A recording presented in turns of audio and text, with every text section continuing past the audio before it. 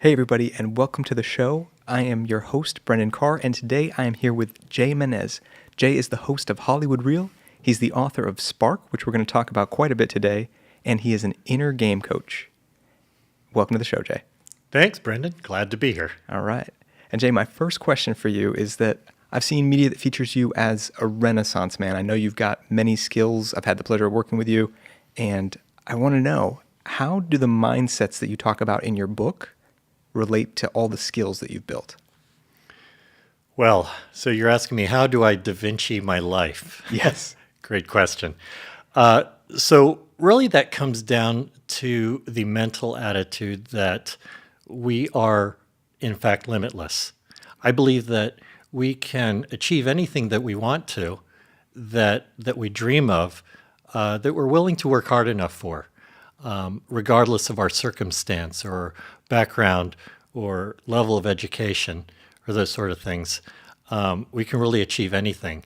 And I think that idea has driven me throughout my life and my career. And because of that, I've always been able to find a way through anything. I was always a curious kid. And so I would get interested in something and want to learn it. And I'm the kind of person who would just dive into it full force and learn everything I could until I'm satisfied. And then I find that I would reach a certain level of competence, or, that I'm happy with my progress. And I'd get curious in something else and go do that. And, these were hobbies when I was younger. I would dive into different things. And then as I got into my career years, it really became an interest in different industries. As you know, starting off with the police department.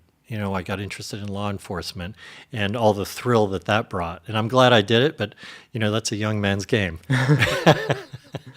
And, that brought me to all the other industries that I ended up in, from law school to Wall Street, to the real estate business, to running a restaurant and a gym, and then Hollywood filmmaking, and things that I never thought that I would do in my earlier years. But as I built more confidence and developed that figure-outableness, that I really could do anything that I wanted to. It's very freeing knowing that you could really explore any career that you wanted to, and so that's what I did. Yeah, and that figure-outableness that you have, that's something that I wonder, how do you translate that to your coaching clients and things? How do you help to instill that in others? Well, I think that's one of the main things that I want to instill in them. Mm-hmm. Again, it goes back to this idea of being limitless. I talk about figure-outableness a lot in my book. And that really comes with this idea of the creative mindset, if you will. It's the idea that whatever comes our way, we'll be able to figure our way through it in the best way that anybody else in similar circumstances could do. Mm-hmm. And, and sometimes those are really challenging situations. And it might not come out great, but you'll figure it out. And a lot of times, instead of really worrying about it, I go back in my head and I have to ask myself, how will this situation really affect me a year from now or further down the line? Is it something that I really have to worry about? Because if that answer is, hell, a year from now, I'm probably not even going to remember this, then I'm not going to worry about it too much. Yeah. Yeah. So if you do find, though, that you're hitting a sticking point, if there's some sort of one of these mindsets that's harder for you than another, maybe, to hold on to, what do you do to overcome that? Speaking specifically about it, the abundance mindset, that really, the idea behind that mindset is that there are unlimited opportunities for everybody. it really changes the way you think about competition, right?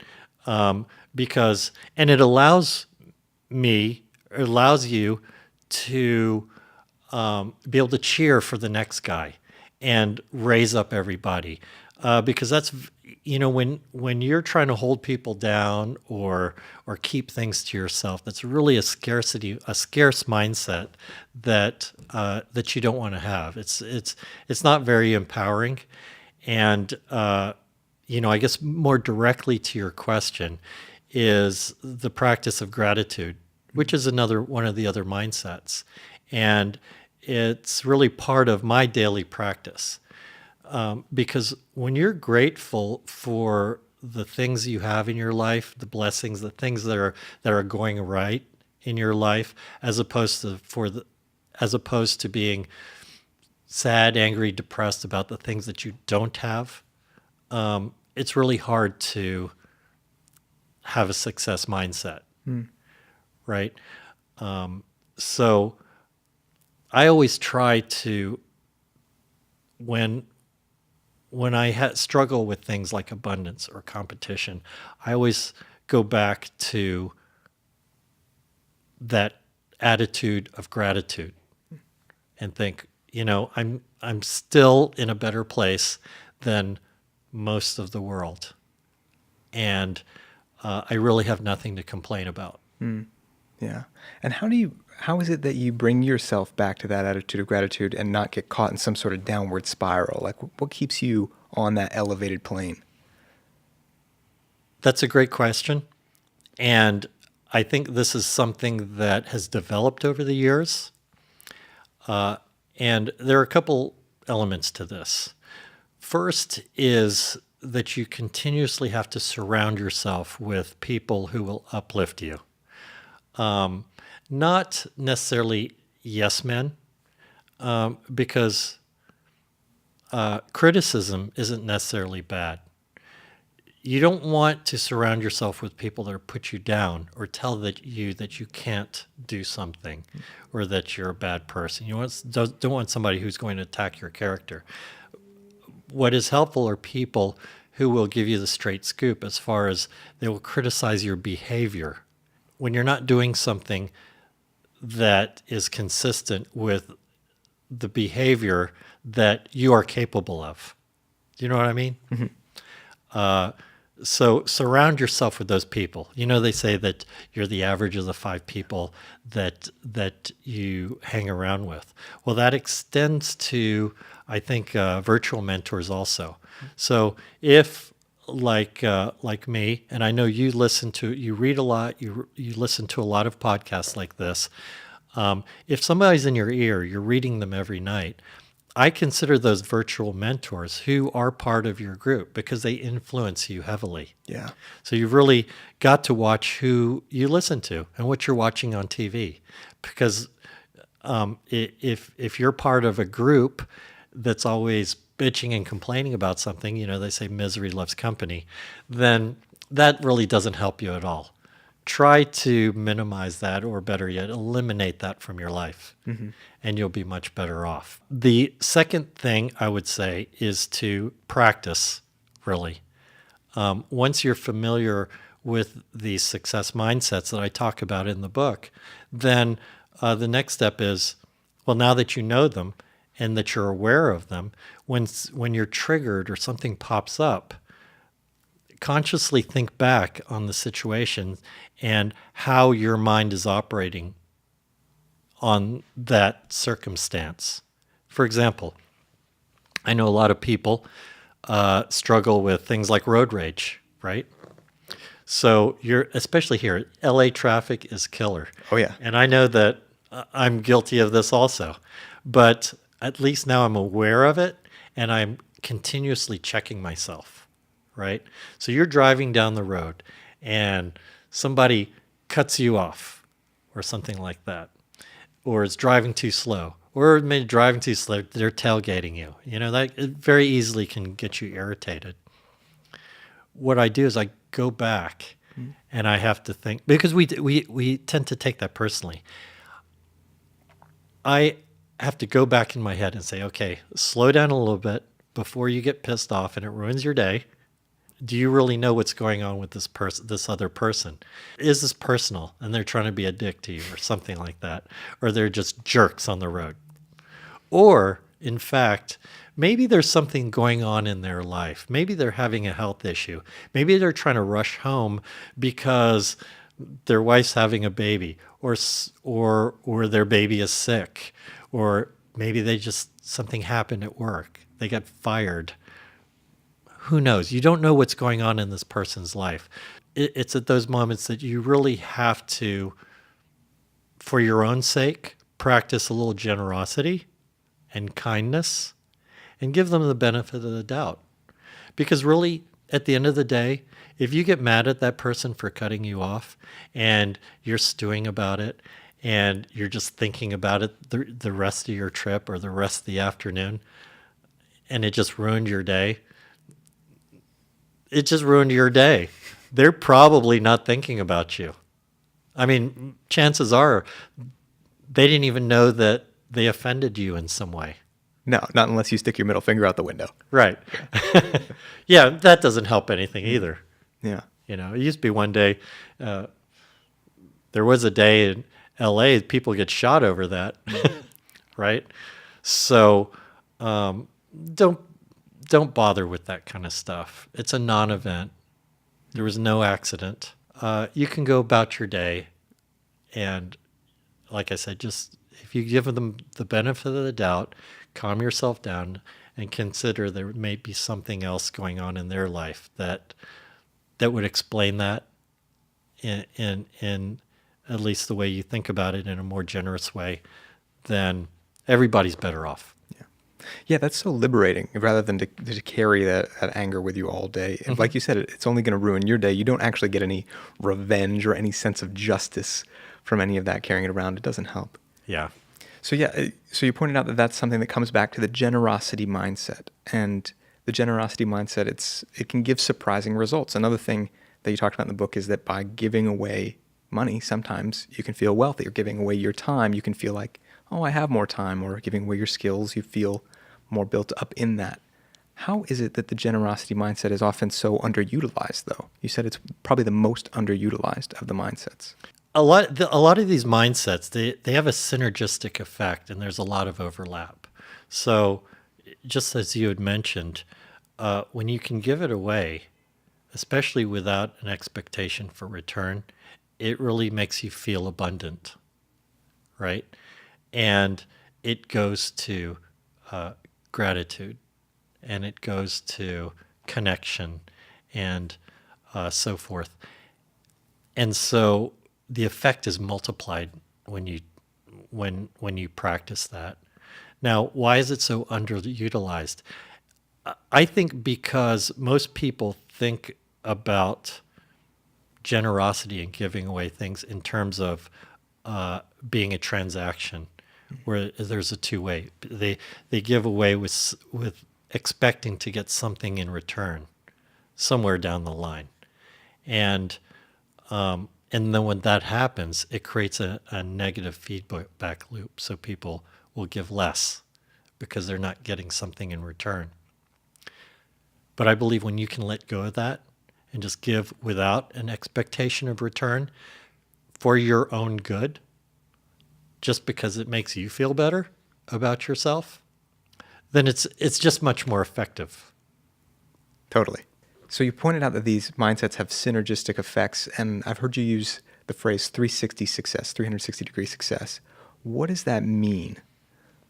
Yeah, so 360-degree success means all-inclusive success in our life. So that when you adopt these mindsets and you start living it, and it is part of your being and who you are, it's part of your personal brand, if you will, even, then you'll find that the universe starts moving things to you. Greater opportunity, more happiness, more fulfillment. You attract like people into your life. So, and because you're happier and more fulfilled, you are healthier. I don't know if you've heard of the idea of epigenetics before.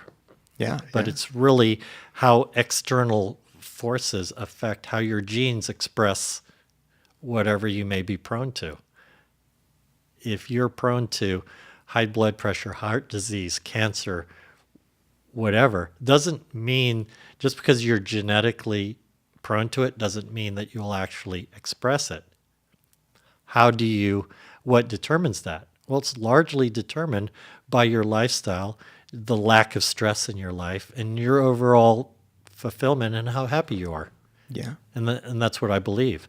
So this 360-degree success touches everything: health, relationships, career success, wealth, spirituality, your relationships at work and in your personal life.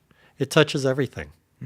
The idea of my book is that life mastery, that 360-degree definition of life, starts with mind mastery. It's your inner game that matters. Yeah, definitely. And the thing that you pointed out too, you mentioned like relationships and things. I think when we get caught up in personal success, sometimes it's easy to forget that. But so many people have struggled in their personal success when their relationships go. I think of Tiger Woods, for example, and the change in his career after things came out for him. And it is so important to have this overall sense of your well-being rather than being too narrow.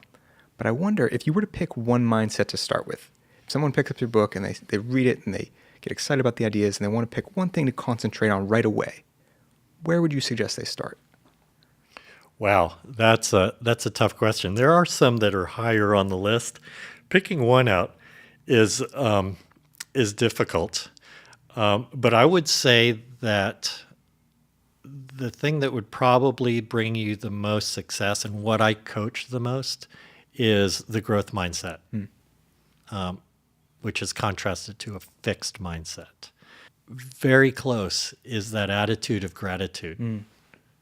Very, very important, because I think that just sets you up. Being grateful for the things that you have really sets the stage for this for everything.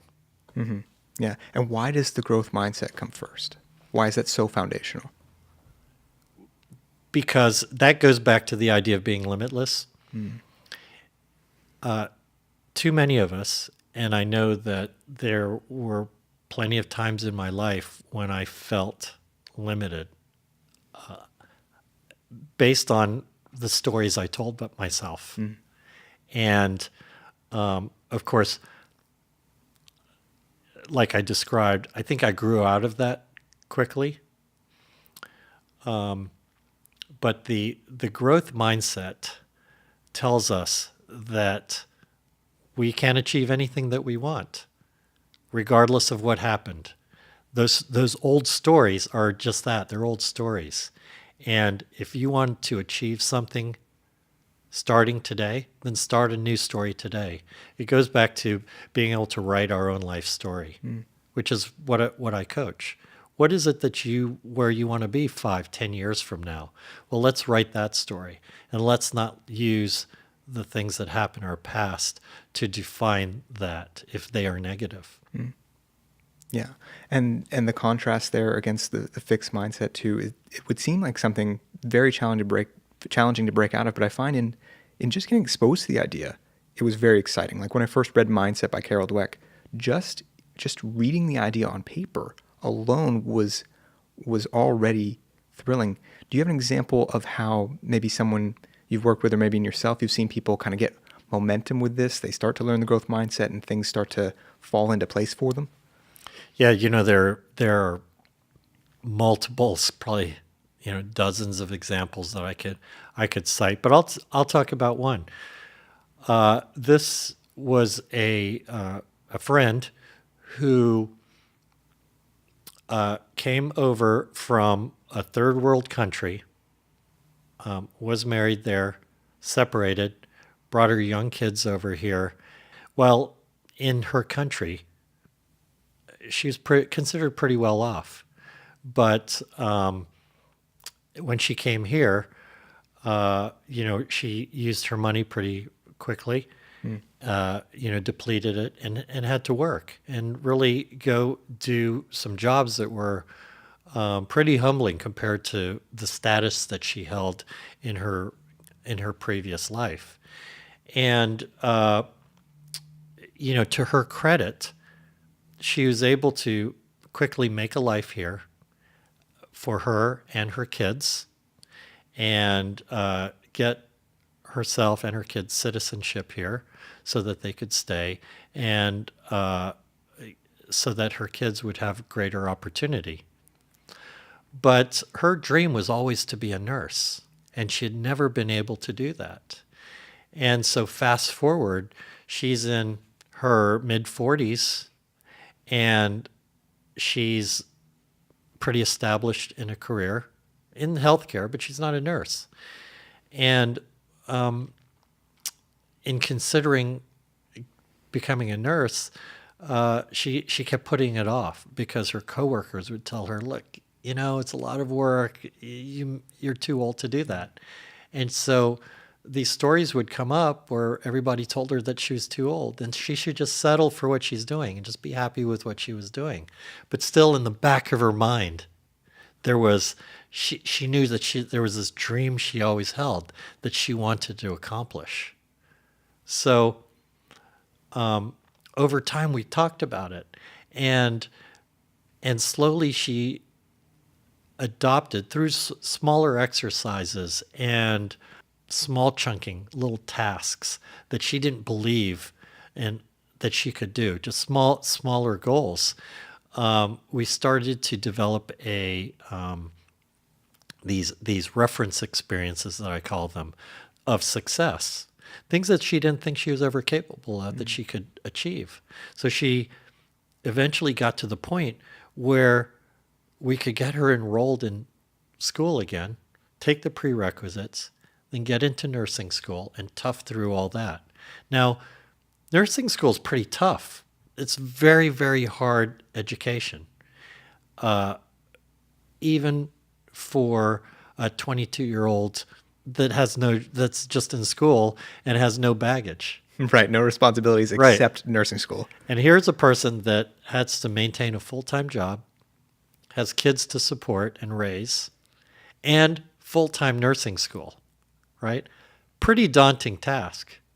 But if you take that one step at a time and know that you'll get through it, that figure-outableness, right? Oh, I've got work. I've got to make the bills.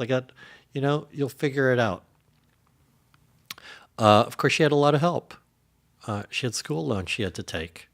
She has, the kids to pick up from school. She's got her work responsibilities.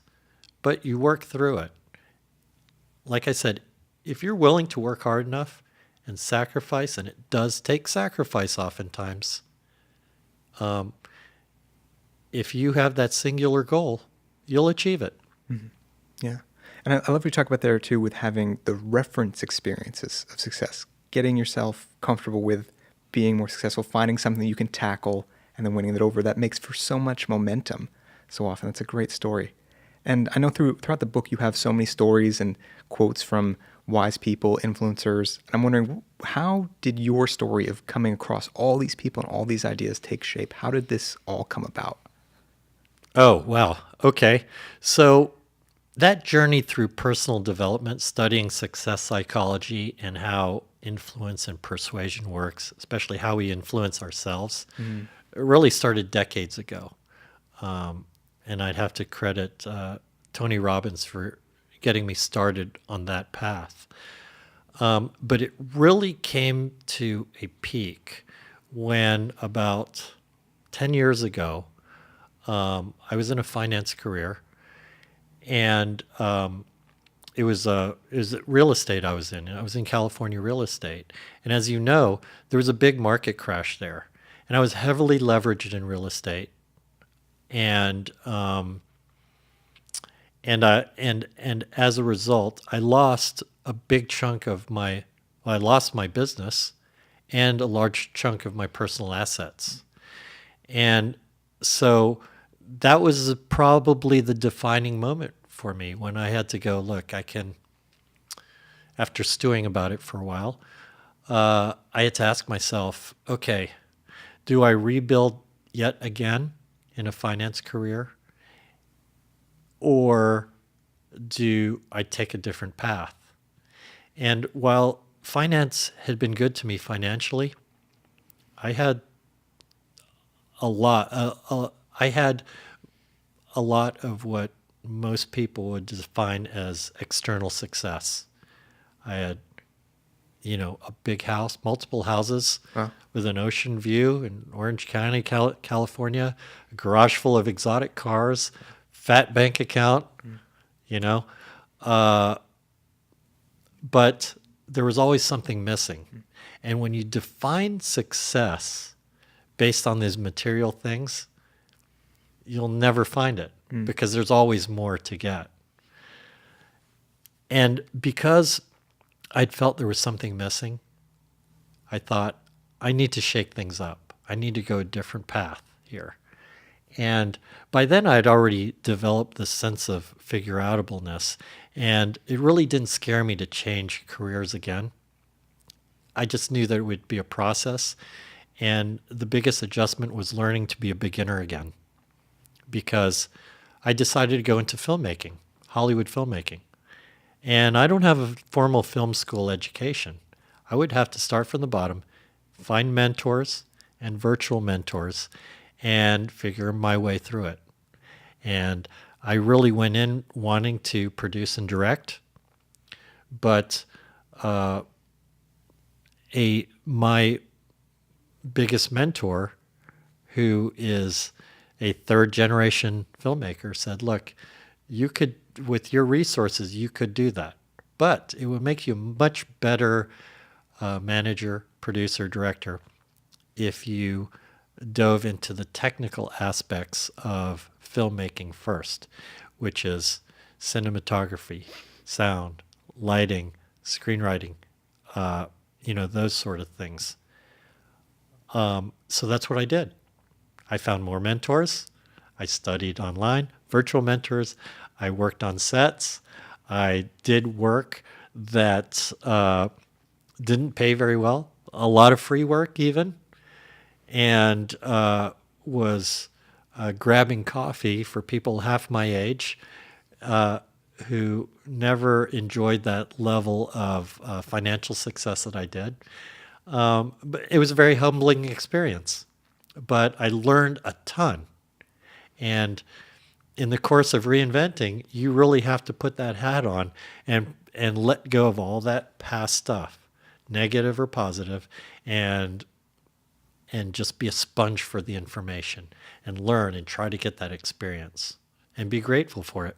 Yeah, absolutely. And it shows that you are grateful for it and that you've had this awesome technical training in this field to start you as a foundation. You built on that. But one thing that you mentioned back there a little bit was defining success through external things and how that can leave you feeling empty. How do you define success now? Somebody just asked me about this yesterday, and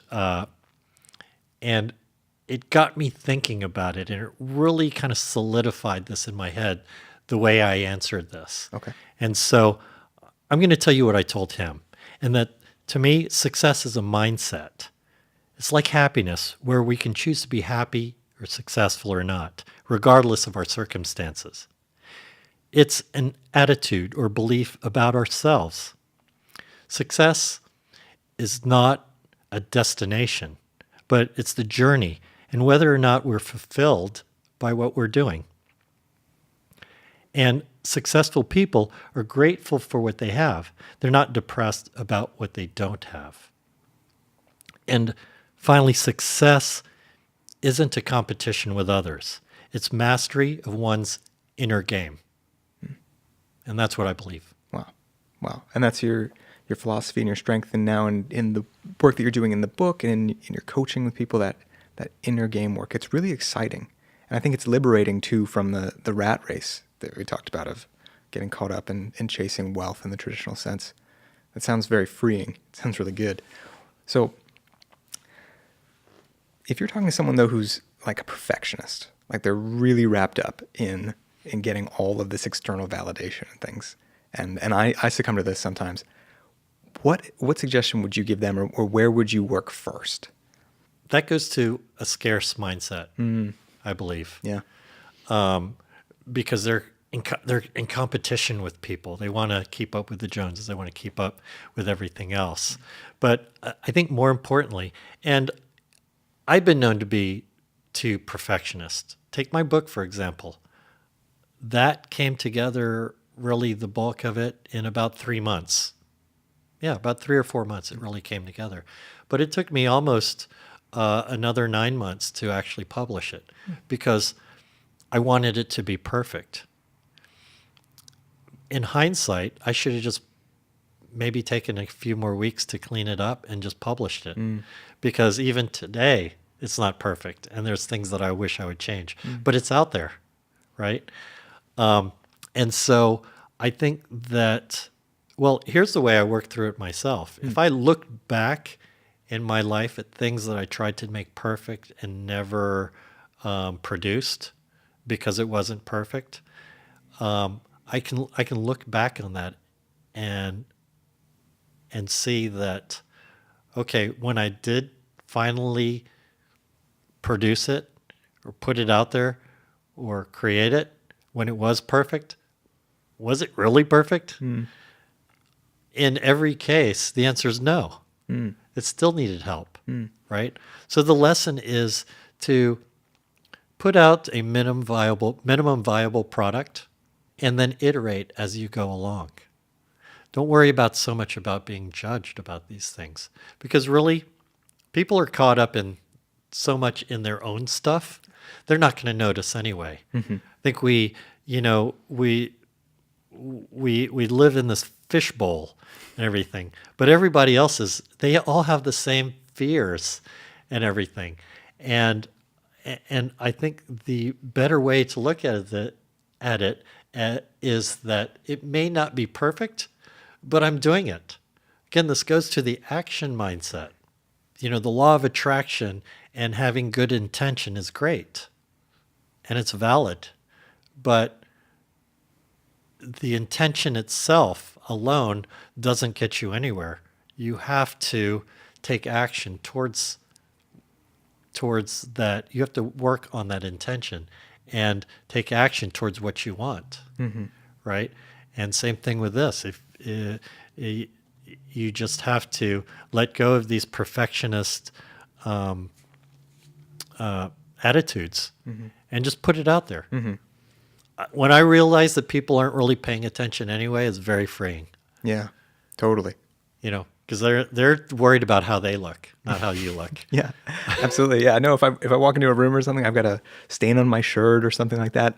I think everybody can see it. I'm very conscious of it. No one ever knows, but it's so easy to see ourselves as being this sort of center of things.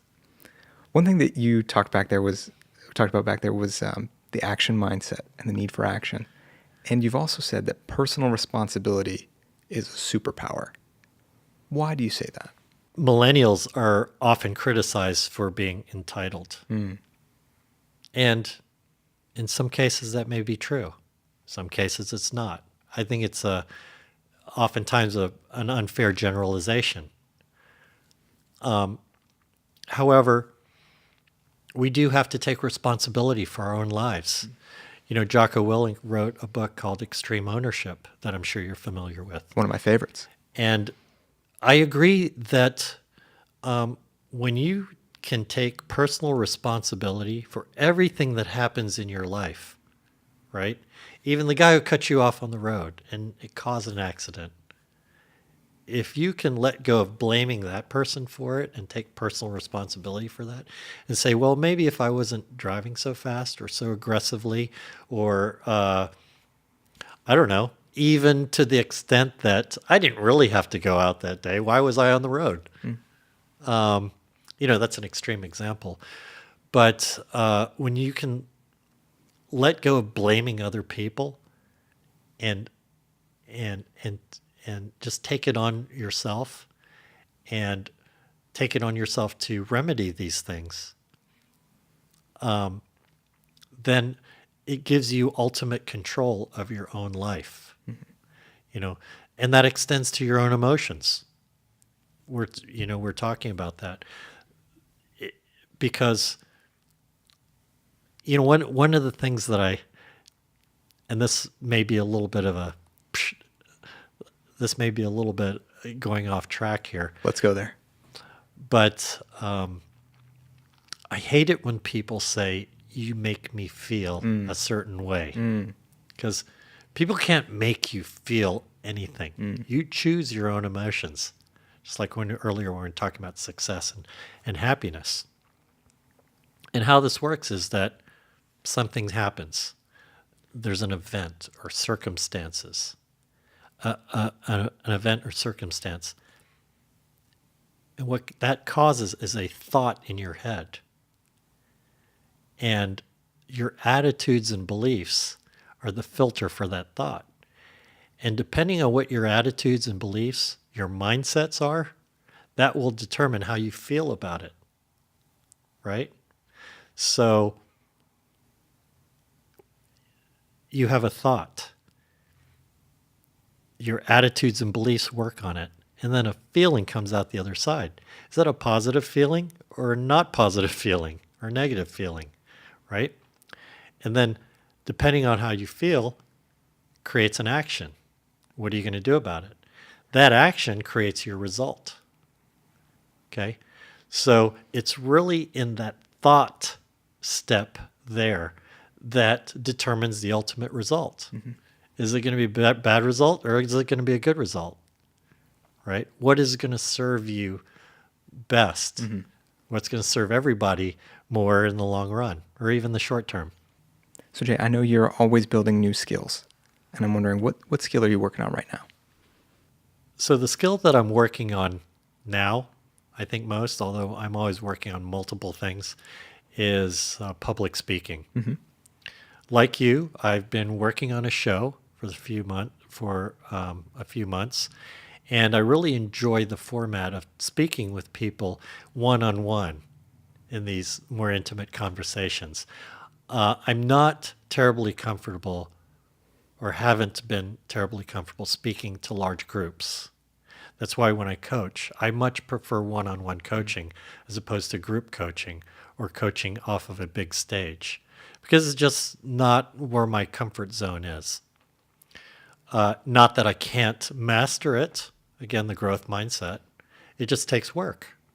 And I have to work at it and have positive reference experiences, as I have been.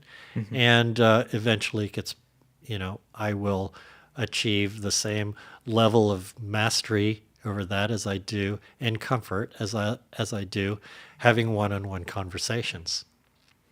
Yeah, I'm sure you will. So public speaking is something that I'm trying to get better at. Yeah. And so what do I do about that? I study, I ask people that I know that are public speakers what works for them, what doesn't work for them. I have virtual mentors in the form of, books and videos and those sort of things, people who do that for a living.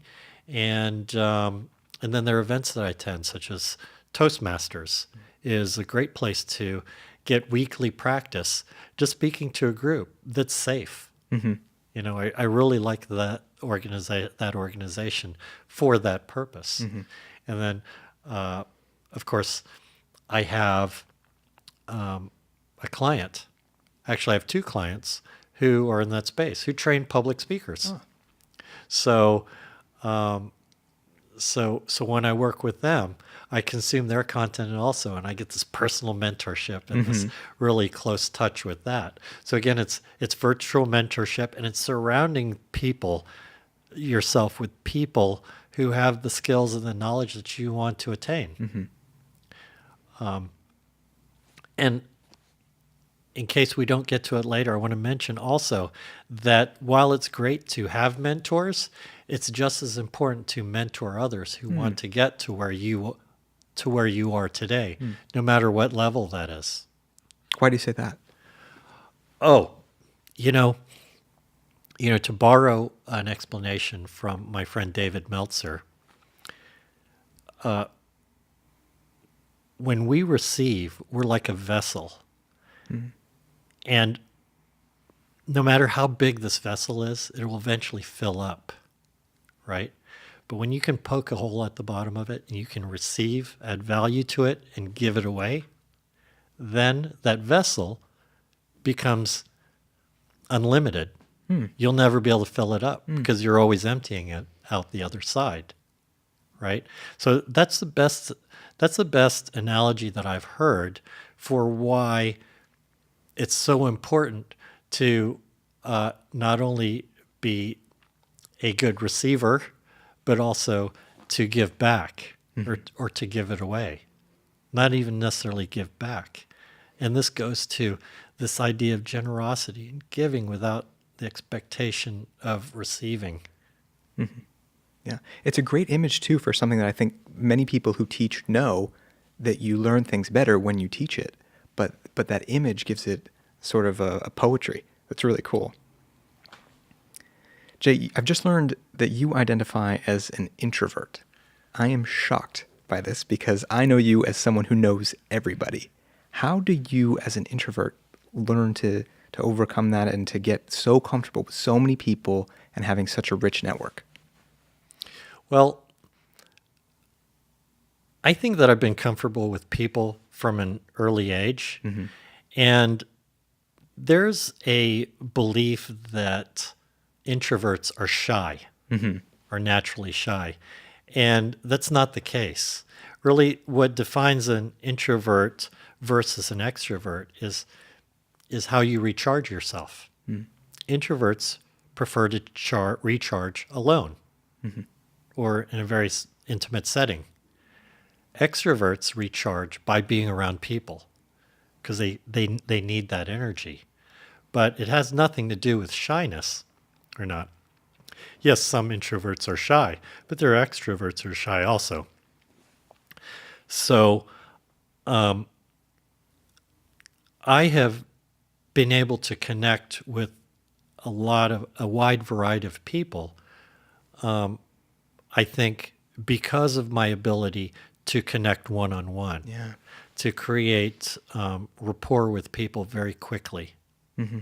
And because, and I think that being an introvert gives you that ability to really think deeply and consider the other person more. I think it gives you a higher level of empathy, which helps.